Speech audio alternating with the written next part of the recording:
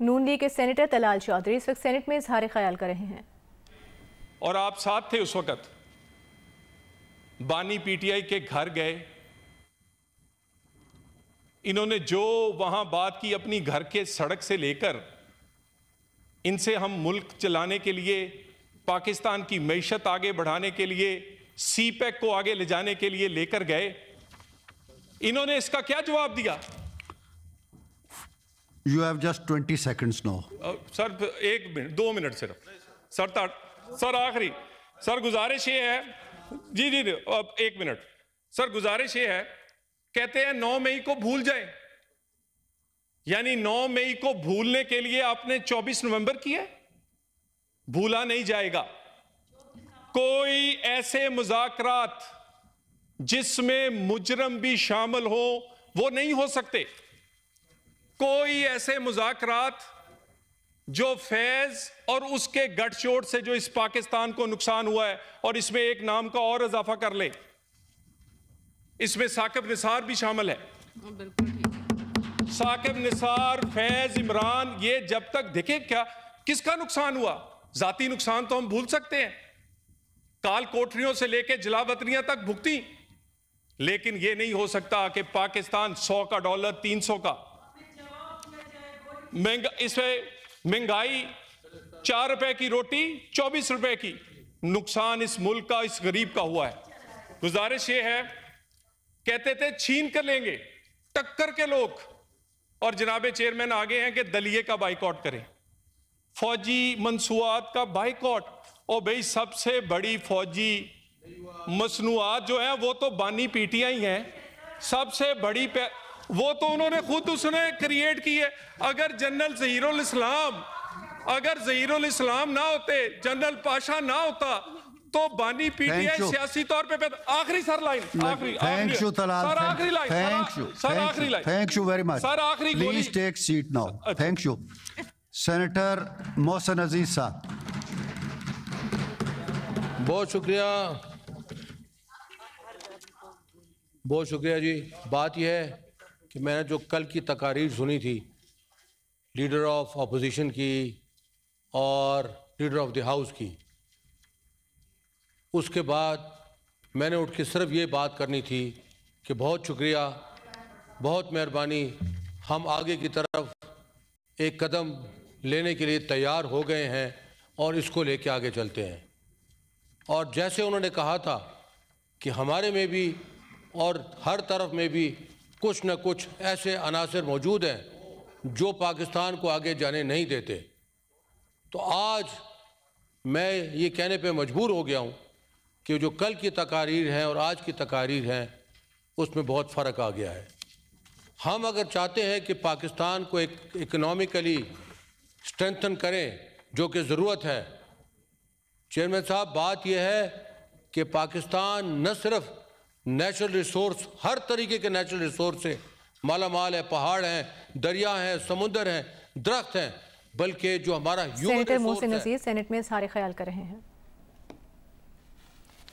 رہنما نون league senator Irfan Siddiqui نے کہا ہے کہ سول نافرمانی کی تلوار لٹکا کر مذاکرات نہیں ہو سکتے۔ سینٹ میں اظہار خیال کرتے ہوئے عرفان صدیقی نے کہا کہ اگر پی ٹی آئی بات کرنا چاہتی ہے تو 100 بسم اللہ ہم تیار ہیں، مگر انہیں اپنے پرانے طور طریقے ترک کرنا ہوں گے، یہ کہا عرفان صدیقی نے۔ اگر ہم نیگوسیشن کی طرف آتے ہیں، اگر ہم مذاکرات کی طرف آتے ہیں، اگر ہم یہ کہتے ہیں کہ جی ہمیں بات چیت سے مسائل حل کرنے چاہیے، اگر ہم یہ کہتے ہیں جی کہ چور اب چور نہیں ہیں، ڈاکو اب ڈاکو نہیں ہیں، ہم چوروں سے بھی ہاتھ ملائیں گے، ڈاکو سے بھی ملائیں گے، 100 بسم اللہ، ہم نے کبھی دروازے بند نہیں کیے۔ ہم آج بھی چاہتے ہیں کہ بات چیت ہو، کھلے دل سے ہو اور سیاسی فکر کے ساتھ ہو۔ آج بھی آپ نے کہا جی کہ فلاں تاریخ تک بات کرو ورنہ ہم سول نافرمانی شروع کریں گے، ایسے نہیں ہوتا نا، تلوار مت لٹکائیں ہمارے سروں کے اوپر۔ آپ اگر بات چیت کرنا چاہتے ہیں 100 بسم اللہ بات چیت کریں، ہم تیار ہیں۔ ہم ہرگز نہیں چاہتے ہیں کہ فساد ہو، پاکستان کو آگے بڑھنا چاہیے، اور آگے بڑھنے کے لیے ضروری ہے کہ ہم پرانی جو روایات ہیں اور پرانا جو فلسفہ سیاست ہے اور پرانا جو مسلک ہے اور پرانے جو طور طریقے ہیں ان کو ترک کر دیے۔ سینیٹر علی ظفر نے کہا ہے کہ آپ کہتے ہیں کچھ نہیں ہوا، ہم کہتے ہیں بہت کچھ ہوا۔ آزاد کمیشن بنا دیں، پتہ چل جائے گا کہ کس نے گولی چلائی۔ اگر ہم غلط ہوئے تو معافی مانگیں گے، ورنہ حکومتی وزراء معافی مانگیں۔ سینٹ میں اظہار خیال کرتے ہوئے سینیٹر علی ظفر بولے، کل سینٹ میں قائد ایوان نے کہا کہ فائرنگ کے ثبوت دے دیں، ہم فیصلہ کریں گے۔ آپ کمیشن کیوں نہیں بناتے؟ کمیشن بنا دیں، ہم سارے ثبوت وہاں دے دیں گے۔ آپ کہتے ہیں کچھ نہیں ہوا، ہم کہتے ہیں بہت کچھ ہوا۔ ایک کمیشن بنا دیں، ایک ٹروتھ فائنڈنگ کمیشن بنا دیں، آزاد کمیشن بنا دیں۔ وہ بتا دیں گے کمیشن میں کہ کیا ہوا، کس نے گولی چلائی، کس نے گولی نہیں چلائی۔ اگر ہم غلط ہیں تو ہم اپولوجائز کریں گے، لیکن اگر ہم صحیح ہیں تو پھر آپ اپولوجائز کریں گے۔ کل لیڈر آف دا ہاؤس نے کہا کہ آپ ہمیں ثبوت دے دیں، ہم خود ہی فیصلہ کر لیں گے۔ کمیشن کیوں نہیں بناتے آپ؟ جو آپ کہہ رہے ہیں اتنا ہی سچ ہے تو بنائیے کمیشن، ہم بھی اس کو دیکھ لیں گے، ہم اس کے سامنے اپنے سارے شواہد دے دیں گے۔ مولانا فضل الرحمان نے دعویٰ کیا ہے کہ مدارس رجسٹریشن بل ایکٹ بن چکا ہے۔ بل پر صدر 10 دن تک دستخط نہیں کرتے تو کیا وہ خود بخود ایکٹ نہیں بن جاتا؟ ڈی آئی خان میں پریس کانفرنس کرتے ہوئے مولانا فضل الرحمان نے کہا کہ بل کا فوری نوٹیفیکیشن ہو جانا چاہیے، دوسری صورت میں عدالت سے بھی رجوع کر سکتے ہیں۔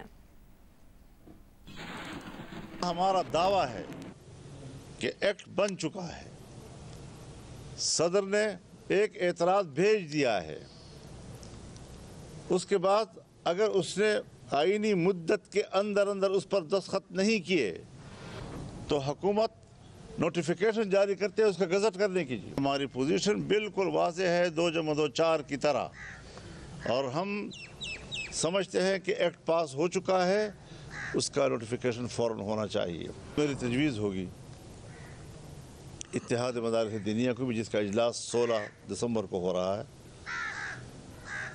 کہ اس پر ہمیں اگر کورٹ کو بھی رجوع کرنا پڑے تو ہم جائیں گے ان کے ساتھ۔ ممتاز تاج رہنما اور چیئرمین ایف پی سی سی آئی ایڈوائزری بورڈ میاں زاہد حسین نے کہا ہے کہ انٹرنیٹ کی سست روی معیشت کو شدید متاثر کر رہی ہے۔ کاروباری برادری سے گفتگو میں میاں زاہد حسین نے کہا کہ یو اے ای میں براڈ بینڈ سپیڈ 358 جبکہ پاکستان میں 16 ہے۔ پاکستانی کمپنیز اپنا کاروبار سمیٹ کر متحدہ عرب امارات کا رخ کر رہی ہیں، جہاں انہیں دنیا کا سب سے تیز انٹرنیٹ آسانی سے دستیاب ہو جاتا ہے۔ انٹرنیٹ کی سست روی سے کاروبار متاثر اور لوگوں کا روزگار محدود ہو رہا ہے۔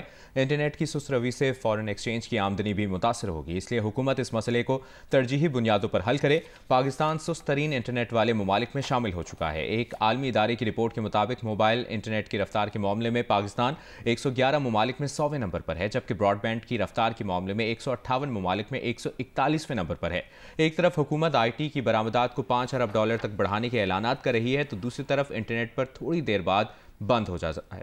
میاں زاہد حسین نے مزید کہا کہ انٹرنیٹ کے غلط استعمال کے ذریعے ملک اور اداروں کے خلاف پروپیگنڈا کرنے والوں کے خلاف سخت کارروائی کی جائے۔ بانی پی ٹی آئی اور اہلیہ بشرا بی بی پر توشہ خانہ 2 کیس میں فرد جرم عائد کر دی گئی ہے۔ آج کی سماعت کا احوال جانیں گے کمرہ عدالت میں موجود نمائندہ جیو نیوز شبیر ڈار سے۔ شبیر، کیا تفصیل ہے آپ کے پاس؟ جی مبشر، توشہ خانہ 2 کیس میں بانی پی ٹی آئی اور بشرا بی بی پر فرد جرم عائد کر دی گئی ہے۔ فرد جرم کی چارج شیٹ اسپیشل جج سینٹرل شاہ رخ ارجمن نے عدالت میں پڑھ کر سنائی ہے۔ بانی پی ٹی آئی اور بشرا بی بی کمرہ عدالت میں موجود تھے۔ دونوں ملزمان نے توشہ خانہ 2 کیس کی سماعت اڈیالہ جیل میں اسپیشل جج سینٹرل شاہ رخ ارجمن نے کی۔ وفاقی پروسیکیوٹر ذوالفقار عباس نقوی اور بیرسٹر عمیر مجید ریم کے ہمراہ عدالت میں پیش ہوئے، جبکہ بانی پی ٹی آئی کے وکیل بیرسٹر سلمان صفدر عدالت میں پیش ہوئے۔ فرد جرم عائد ہونے کے بعد توشہ خانہ 2 کیس کا باقاعدہ ٹرائل شروع ہو چکا ہے۔ عدالت نے استغاثہ کے شبیر، یہ بتائیے گا 190 ملین پاؤنڈ کیس میں بھی کوئی پیش رفت ہوئی ہے؟ اس سے بھی آگاہ کیجیے گا۔ جی 190 ملین پاؤنڈ ریفرنس میں کی سماعت احتساب عدالت کے جج ناصر جاوید رانا نے کی ہے۔ بانی پی ٹی آئی کو کمرہ عدالت میں پیش کیا گیا، جبکہ بشرا بی بی بھی کمرہ عدالت میں موجود تھی۔ بانی پی ٹی آئی نے جو 342 کا بیان اس کیس میں جمع کرایا تھا، اس بیان میں انہوں نے ترمیم کی ہے اور بانی پی ٹی آئی نے اپنے بیان میں یہ کہا تھا کہ وہ اس کیس میں اپنے گواہ پیش کرنا چاہتے ہیں، لیکن آج انہوں نے یہ بیان واپس لیا ہے اور عدالت کو انہوں نے بتایا کہ وہ کوئی گواہ پیش نہیں کرنا چاہتے ہیں۔ عدالت نے فریقین کے عدمی دلائل کے لیے 17 دسمبر کی تاریخ مقرر کر دی ہے۔ بہت شکریہ آپ کا شبیر ڈار۔